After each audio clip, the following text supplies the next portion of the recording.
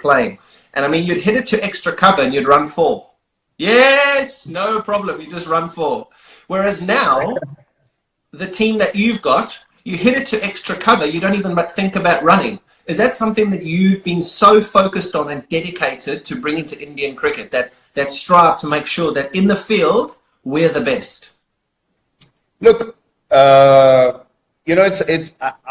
started playing in 2008. I saw 2009, 10, 11 is when we won the World Cup. When you played that shit shot and we drew the game in Bangalore.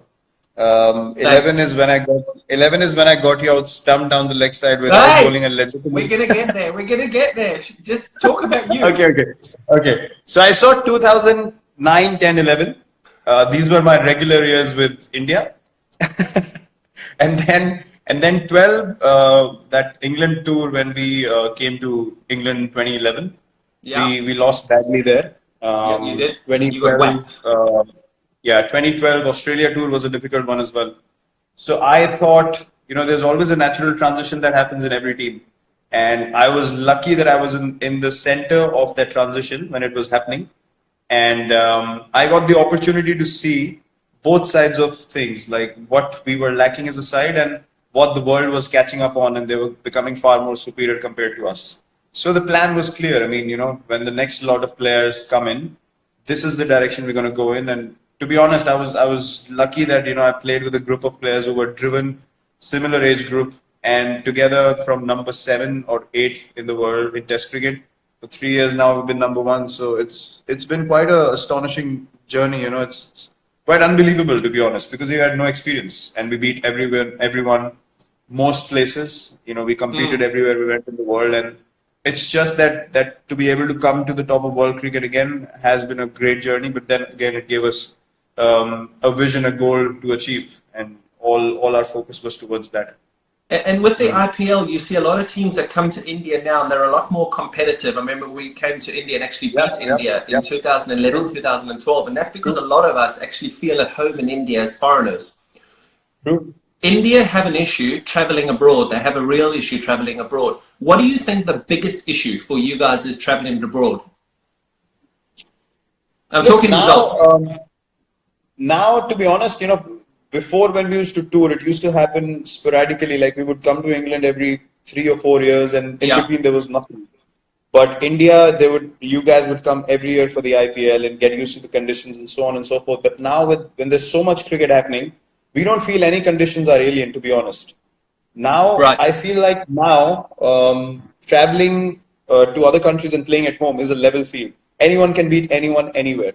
Because we're playing each other so much in different conditions all the time. Australia, I remember we went to Australia for a whole tour, and then suddenly 3 weeks after that, they were in India playing ODIs against us. Yeah. That would never happen before. So now it's not a question of whether we know the conditions or not. It's all about the mindset, the fatigue, whether you play too much cricket, whether you're ready mentally, physically or not. So I think those are the challenges now. Now we don't feel like any condition is sort of alien to us, and that I think is the most exciting part. Do you feel like you play too much? I remember in my career, I was having huge arguments and disagreements with the ECB because of my schedule. And all I wanted the ECB to manage was my schedule, because I was playing every T20 game, every one-day international, every test match cricket. And I didn't want to miss out on the IPL, which is what guys don't miss out on now. Do you feel like you play too much cricket? Look, I've been taking breaks. Honestly, I felt like last 2-3 seasons I was doing too much, so I started taking breaks every now and then, T20 matches here and there, maybe a ODI series here and there, because I didn't want to miss any Test cricket, to be honest. And T20 cricket in between, I just felt like there were too many games that had no relevance, and I'd spoken about it in the press as well quite a few times that you just can't have matches where you have zero sort of motivation or energy, and I don't like to play like that. Yeah. But I've just thought about it. I've been playing 3 formats for 9 years now, including the IPL, along with captaincy for 6 years. So it's not easy. It's not easy. No. But No.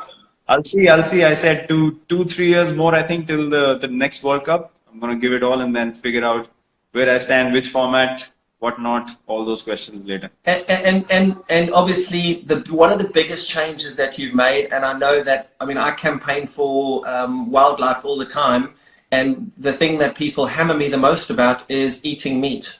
Now, you're vegetarian, you made that decision because, believe me, in 2009, 2010, when we hung out, you weren't a vegetarian. you're now, No, no. you're now a vegetarian. Yeah, I wasn't a vegetarian till 2018 when we actually came to England. I left eating meat just before the Test series started, and Why? I'd been thinking about it. I'll tell you the real reason. I mean, people use different kinds of reasons and they try and figure out themselves. So in 2018, when we went to South Africa, I got a cervical spine issue while playing a Test match You got at what? Centurion. A cervical spine issue. One of the discs in my cervical spine, they bulged out and it compressed a nerve which was running straight till the little finger of my right hand. So it gave me a tingling sensation. I could barely feel my little finger on the right hand. Wow. I couldn't sleep at night. Yeah, it was hurting like mad. I couldn't sleep at night. And then I got my test done, and my stomach was too acidic. So my body was creating too much uric acid. My body was too acidic.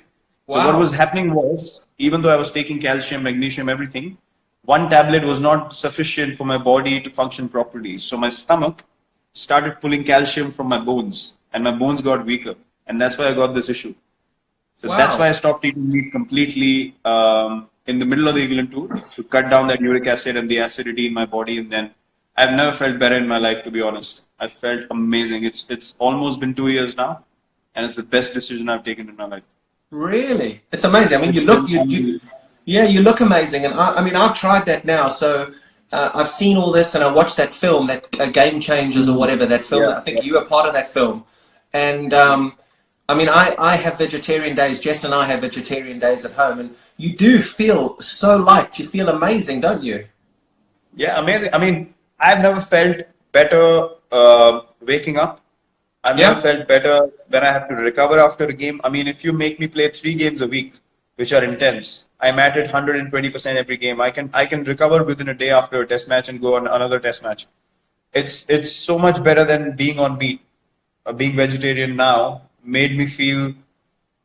Honestly, I felt like, why didn't I do it before? You know, I should have done it 2-3 years earlier. To be honest, it's completely changed everything. You start feeling better. You start thinking better. Your body's lighter. You're more positive. You have more energy to do more. So yes, overall, it's just been an amazing, amazing change. Are you guys doing it as well? Thank goodness I don't have to play 3 games a week, because there's no way in this world a South African can go without meat, dude. I do it for maybe one day or 2 days a week. If I'm feeling really generous, I'll give it 2 days. But there's no ways. I just can't do it. I mean, I got a beautiful barbecue out here. I mean, as much as I would love to, as much as you're trying to sell a great story, it just. I mean, and I do feel great. And that movie, mate, that Game Changers film that I watched, it really does paint a really good picture. But I just couldn't do it, mate. Couldn't do it. No way. Yeah, But but you talk about that ability to be able to turn on every single day. I was running on a treadmill in geez, I don't know where it was, and MS came and jumped on the treadmill next to me. And first of all, to see MS in the gym at that stage, I was like, oh, Jesus, what are you doing in here? And we started talking about you and started talking about your leadership. It was at the time that he was just starting to finish in that. And he said one of the things that he said that would interest him would be whether or not you would be able to maintain that energy on the field, that excitement on the field, that aggressive leadership on the field. And I said to him, I said, Jesus, I said, surely you cannot love cricket that much that you want to just start swinging punches every time you walk out onto the field. and you've done it. Why is it because of your diet, or is it because of what's in between your ears? Not that there's much there. What is it? Yeah, there's a bit of crazy up here as well. I wouldn't deny it. I know. But look, as I said, I mean, I know, and you can ask MS that as well. When I played under MS, I was in his ears every over. Maybe we can do this, maybe we can do that. if there was a time where you had to field on the boundary, I would run from long on to long on. I wanted to be in the right place at the right time. Even now, even if I'm captain or not, I don't think standing on the field I need to behave myself because I'm captain. I need to be able to enjoy the game first and think about strategy and all that later, because that is who I am. So I cannot play any other way. I will give 120% every ball. And I made a promise to myself: the day I stop feeling like I can do it, I'll stop playing. I want to be able to play till the time I play the way I play right now, with the same intensity. Otherwise, I will not. So we're going to have to keep talking over the next few years about how you want us to jump in a UFC ring every time you up on a cricket field. I just like to get it going. I was going to swear a little bit, but I'll stop. That's what my teammates and bowlers say as well. They say you celebrate more than us when we take a wicket. I mean, I said I can't control myself. It's a good thing. It's a good thing. It's a good thing, yeah. I spoke to Rohit last week, and we were talking about sledging, and we were talking about aggression on the field, and he said, well, we do have a fairly aggressive leader. And I just started pissing myself. I was like, oh, yes, just a very... I mean, that helps. Huh? Yeah, that surely helps. That surely helps. Anyone who's feeling a bit, whether I should say something or not, they just need to look at me and say, no problems, go for it. But clearly you love the dudes off the field, and you just get into that. It's called white line fever, isn't it? Where you get over that white line, and I know there's millions of people who are going to watch this and are seeing this. You just have the white line fever where you will just do anything within the rules to win the game for India. It's simple. Yep, absolutely. And it's, look, I've known you for a lot of years now. And, people say, I've experienced something very strongly. When people don't know you, they have a very, very different picture of you that they paint in their heads. And I have no problems in people thinking that the person might be like this. But when you don't know the person, when you haven't interacted with the person, for someone to say that the guy is like that, I don't agree with that, because you can't create a reality for someone else in your own head and then treat them accordingly. Okay. I never do that. I would meet people. I would get to know you, even though I see your body language on the field and I feel like, oh, that doesn't seem really nice. But if you meet me outside the field and we got along, I got along with Bouch. There were different views about Bouch as well. I got along with him amazingly well, with you as well. So it's about accepting people the way they are, and I think that's important. You step off the field and you accept people as just human beings. When your competitive spirit comes out, there's no problem in being competitive, being aggressive. You've had duels on the field. It never gets to physically punching someone in the face. I mean, it would never get to that. It's basically just maybe with you it could have a few times. But not with me. Not with me. I'm too small. I can't take on the big guys physically. That helps. Does the IPL and the friendships that you've created in the IPL make it a little bit more difficult to, when you're playing against Australia, to give a volley to a teammate in another opposition, or does it not matter? When you play for India, you're playing for India, and I don't care if you play for RCB with me, without me, whatever it is, I'm going to beat you, and that's it. Look, IPL has definitely made things much better when it comes to respecting people, especially when you get to know someone. You don't feel internally. I mean, I played against AB. Never in my dreams will I think of sledging AB. It just won't come to me naturally. Yeah. I would just say, okay, if an opportunity comes to me, I'm trying to take that opportunity with both my hands any day of the week. I want to get him out, but I won't get into his face in a way that it can spoil our friendship, our relationship, because you understand at the end of the day, those things last you longer in life. So whoever you get to know, obviously, it's a mutual respect. Both ways, the line is not crossed. But otherwise, we're always looking for something spicy to get into the zone eventually, because you want to be at your best. And if that's what gets you on, why not? What's been your most fun innings? I'm not going to ask you what's been your best innings. What's been your most fun innings? Because I actually got asked this in an interview a couple of months ago. I was doing something and they said, what's been your most fun innings? And I was like, shit, I've never been asked this before. It's always, what's your best innings? What had the most impact? What's been the most fun? The one where you just got, that was so much fun. It's just like, Jesus, I just got there and I just went bang, bang, bang, bang. Do you have any? Yeah, It's a I do tough have one. question, isn't it? Yeah, I do have one. It was against Kings 11 in the IPL. It was, I think, a 14 over game or 15 over game, and I got 112 overs. I remember. And yeah, so that was one of the days where I felt like, geez, I'm just connecting everything, and you just felt like you couldn't get out. And I've never felt like that before. Just to be able to hit every ball and not Yeah. have that fear of getting out, it was amazing. So that has been my most fun innings. What about you? And talking, mate, it was such a Tell long me time yours. Tell me ago. yours. Do Huh? you remember? I'm No, it's sure you too don't long remember ago. any of your innings after I got you out stumped. You know, I was going to talk about your Let's talk bowling about it. there, but but the one before I get to your beautiful length that you used to bowl and that very traditional action. Excellent. What you talk about fear, and there'll be a lot of youngsters watching this, and people say, "Oh, play Mm. without fear. Don't worry about the Mm. consequences." For youngsters watching this, in your Mm. position, walking out to bat. Now you're lucky. You've made it in the game. You're the best that's playing at the moment. Your numbers are fantastic. At the start of your career, or in the middle of your career, even now, what's been your lowest? The lowest you've been. What's the lowest you've been in your career?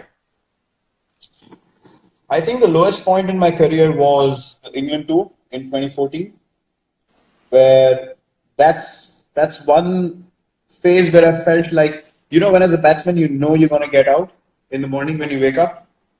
That was the time I felt like that there's no Shit, chance I'm getting runs. really? And yeah, to be able and still to get out of bed and just get dressed for the game and to go out there to go through that knowing that you will fail was Yeah. something that just ate me up. It just demolished me completely. And I promised myself I'm never going to allow myself to feel like that ever again in life.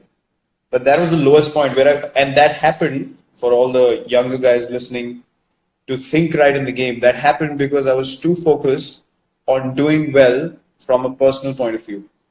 I wanted Wow. to get run. I could never Wow. think of what does the team want me to do in this situation. I just got too engulfed with England tour. If I perform here, Test cricket, in my mind, I'm going to feel established and all that crap on the outside, which Yeah. was not important at all. It just ate me up. I just kept going into a downward spiral, and I just couldn't get out of it. Horrible. And technique wise, is it all about just making sure that you prepare well? I talk about training well, making sure that the day before you don't leave any stone unturned, so that whatever happens in the bright lights just happens, but you've got to be able to practice well. Is that right? Yeah, that's true.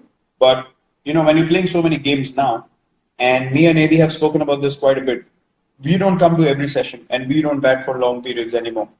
So if I have two sessions of batting and I go to the first one and the first one's precise, I would take the next day off, relax, make sure I'm physically right and good to go 120%. I would not go to the ground just for the sake of it. If I'm not getting anything out of that practice session, I will not go to the stadium anymore.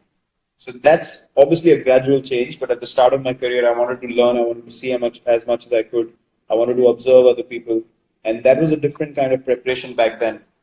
But Mm. now it's become sort of different, and I think technique also it's everything's mental. I mean, you've played in a time where you were walking and hitting fast bowlers. Coaches don't teach you that, so it's Yeah. it's it's innovation. It's staying ahead of the opponent. It's thinking one step ahead of the opponent. And these things, if you're aware, if you're thinking about how to win the game for your team, these things come to you. If you're too personal in your approach, you're too self-centered, you're thinking only about yourself, then you're just looking for ways to get out eventually. Because people are going to find you out. You're not getting out of your comfort Mm. zone because you don't want to fail. So this is a gradual sort of transition that happens over the years. But as a youngster, I was at every practice session. I was in there. I just Yeah. wanted to be watching people, observing, asking questions, asking questions. I think conversations are the most important thing for any cricketer. Yeah, you say I used to run it batters, and they don't coach that. They also don't coach the switch hit, something that you can't do. So at least there's something I can do that you can't do. Yeah, I know. And something that you will never be able to do, and I did, which was to get you out. That's where we use it until now. I want to tell every single person watching this that I mean I would love to show you our WhatsApps. he's mentioned about 75,000 times in the last 3 or 4 days since we said we'd do this interview. When can I talk about how I got you out? When can I? And I can't remember. You can't remember? I don't know exactly. I think it was Southampton T20, if I'm not wrong. Stumped down the leg side. It was your famous one leg flick where you took your back leg off the crease and MS got you stumped. And by the way, I'm the only bowler in cricket history. Know this. I'm the only bowler in the history of cricket to get a wicket in international cricket without bowling a legitimate delivery, and you were the batsman. I got you stumped on a wide ball. It was 0 balls, 1 wide, 1 wicket. No one's done that. No one. Wow, thank you so much. The thing is, there's method in my madness, mate. I just wanted to be able to produce something for you that was something we could talk about if in the future years. When you join us in the commentary box, it'll be something we talk about, that we show. I mean, it's friendship. You know, I saw you walking off, and you'd played with me 2 years, and you wouldn't even look at me. I was celebrating. You were so embarrassed. You just looked down and you walked away. And I laughed so hard after that game. I was like, bloody hell, he didn't want to look at me because I would have laughed in your face. Oh, wow. I think I might have broken a bat there, actually, because I just thought, Jesus, I can just see this coming. Forever, he's going to abuse me. Forever. And it's still happening. And that was, what, 9 years ago? Prick. The thing is, as well, it's MS too. So, I mean, I was having some fun with commentary with MS a few years ago. And, Jesus, he never got me out. So there's a lot of people who'll be watching this too that always say, oh, you're MS Dhoni's first test wicket. I referred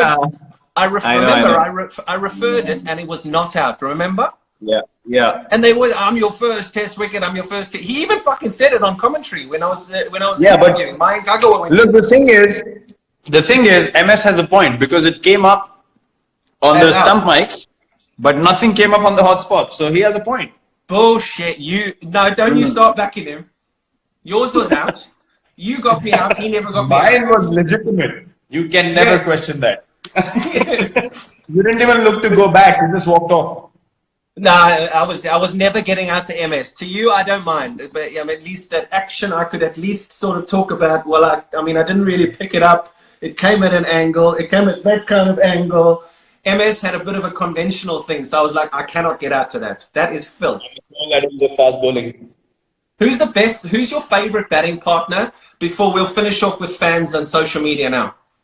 Mm-hmm. Who's your favorite batting partner? Favorite batting partner? 2 people that I've enjoyed the most batting with. I love guys who can run really well and who understand my calling and, intent to run. So I think MS, when playing for India, we've run the best together. And AB otherwise. I mean, AB and me are like, we don't even need to say anything. It's just the partnership flows. We don't talk cricket as well in between, and it's just amazing. Yeah. Yeah. Brother, I've got a load of stuff here that I just want to go over, just fans, social media, and I mean, I suppose we play to entertain. We play for the fans. We're sitting in a situation at the moment where we're having to entertain on Instagram Live because you can't go and slap bowlers all over the Chinnaswamy Stadium because of what's happening in the world. But how important are fans to you? How important? I mean, I just did a little thing here now. Social media. I looked on Instagram now. Ronaldo, 210 million followers. Messi, 146 million followers. You've got 53 million followers. You've got Federer at 7 million, Hamilton at 15 million, Tom Brady at 7 million, McIlroy at 2 million, Bolt at 9 million. Does that come with responsibility? It does. It does. Honestly, I see a lot of backing and love from genuine fans on social media now. The good thing about social media now is that they're able to show you that support and that love in times that other people are not really willing to. So I think I felt this over the years that, the number of people that like you and that appreciate what you do, their intent, their energy, it really motivates you and it pushes you in the right direction, to be honest. Because without their contribution, without their energy and them wishing well for you, you wouldn't be able to do what you're doing on a daily basis. There's no chance. to be able to get this motivation every day. You walk into a stadium, people are just shouting your name, 30, 40,000 of them. You just get into a zone. There's no denying that. So, I mean, these are things that you can't replicate anywhere else. And I absolutely have total respect for that. You know, fans that genuinely love the game, genuinely love what you do, and they respect good and bad equally. Hats off to them, honestly. Big respect.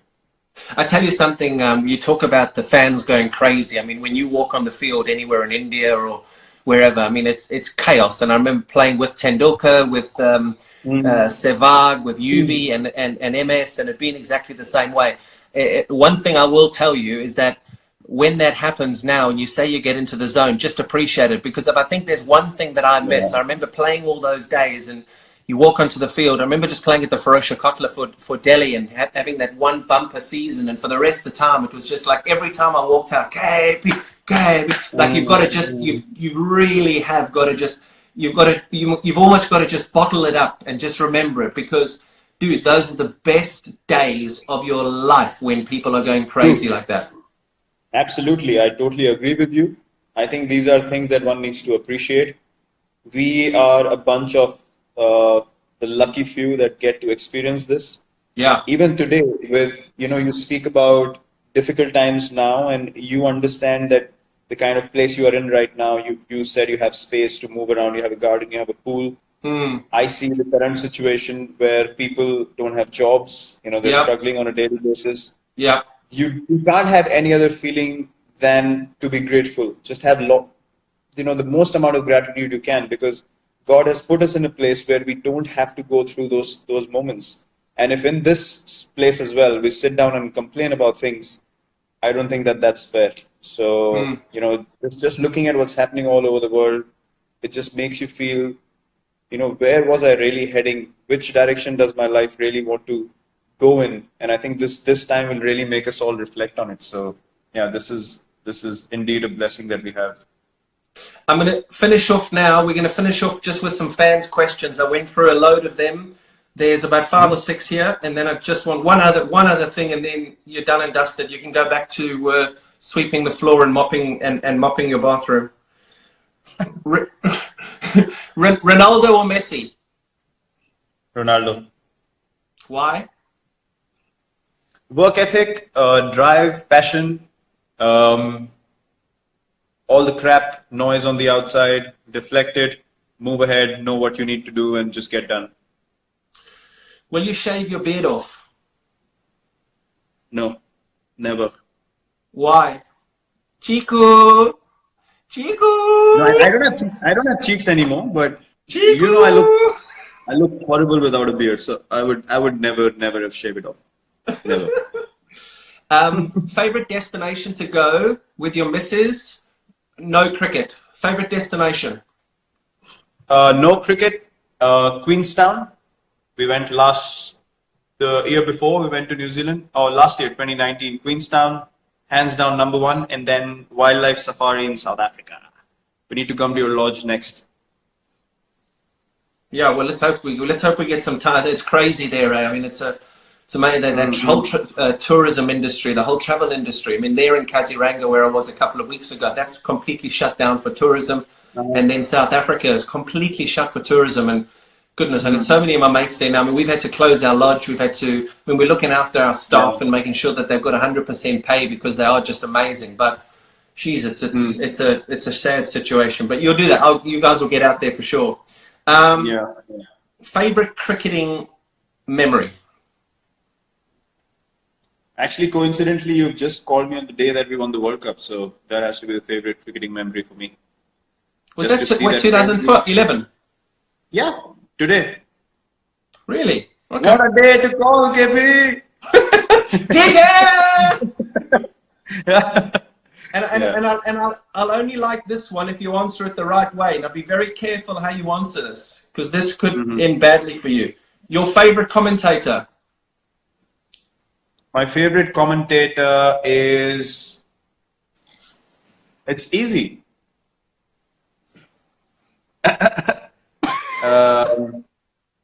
My favorite... No, it's not you. Come on. My favorite commentator is... Nasir? Okay, me. That's perfect. Too long to answer the Okay. question. Thank you, me. That's fine. Perfect. Okay. Go on. ठीक है? ठीक है. ठीक है. Go on. ठीक है. And then I'm going to say there's two more things now. Tell me about that. You told me about this the other day that I'm very interested because I've never known anything about it. Your foundation that looks after all the non-cricketing athletes. What's that all about? Yeah. Set up the foundation in 2013, got it registered in 2016. Then we started collecting funds. We started doing events, dinners, charity functions, fundraisers, a few auctions here and there. And then eventually we started giving out these scholarships. So we understood the challenges. So in India in cricket, we have decent facilities to be able to make a career out of playing cricket, and you have enough academies and places to practice. But other sports, there are not many places that you can go and have quality practice, quality facilities. So we wanted to identify for sport in general in the country, who are these people? And we have a panel of elite sports people who have played for the country, represented in different sports over the years. So they select people, they track their progress, young kids, 14, 15, 16, who have potential to eventually go on and become world-class athletes, maybe Olympic medal winners or something like that as well. So Wow. we take care of their progress. We provide nutrition. We have a few tie-ups with hospitals, nutrition companies. We provide coaches to them as well. We provide counseling as well through these experts that I mentioned. So yeah, we track their progress, and All over India? of the guys. Sorry? All over India? All over India, yeah. All sports. Wow. So we obviously track their performance. Anyone who's doing really well and we feel like they don't have the right kind of facilities, we just pull them out, bring them into the program, and just give them a scholarship where we say, we're going to take care of you, we're going to send you to tournaments, take care of your travel, nutrition, you don't need to worry about anything. So we just give them an opportunity, a platform, and a chance. Amazing. Well done, mate. Well done. The last, I actually thought there's one more thing, but there's one other thing. Golf. Am I going to get you into the game of golf? Never. Why? What's wrong with you? Because you haven't played golf with me. I played golf with Boucher, Callis, Dale in 2008. We went to a golf course in Bangalore, and I just couldn't keep my legs in place. I just kept hitting everything over covers because I would clear my leg and slog it like we do in cricket. And they said, you got to fetch the ball and play it again. I was like, no way, I'm playing this sport again. They bloody sent me into the bushes 3 times. I was like, thank you. Take your golf club, I'm going in. Your missus has just put a message up there. Chalo, chalo, chalo, dinner time. So I'm going to ask you one more question.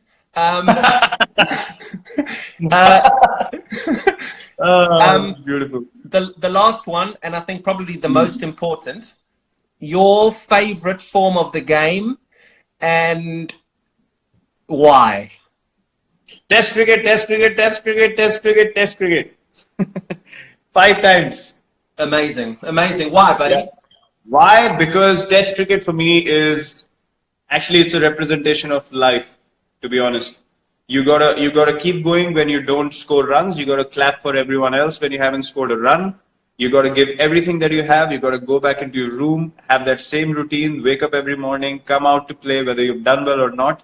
And in life, you have to do the same. You just don't have an option of not competing or not participating. So for me, Test cricket is life, and I've learned the most. Playing Test cricket, it's made me a better person. Amazing. And you know what? I said that the other day when they said that they wanted 4-day test matches, and you came out very strongly and you said, no, I'm not interested in 4-day test matches. I only wanted 5-day test matches. They try to get me to do something quite lengthy in a debate show. And I said, guys, the facts of the matter are that Virat doesn't want 4-day test matches. So 4-day test matches ain't happening. And on that note, go and enjoy your vegetables. Have a banana. Cheers. I love you, brother. Cheers, KP. Thanks. Good to see you. Bye, buddy. Bye, mate. Bye. Cheers. Bye.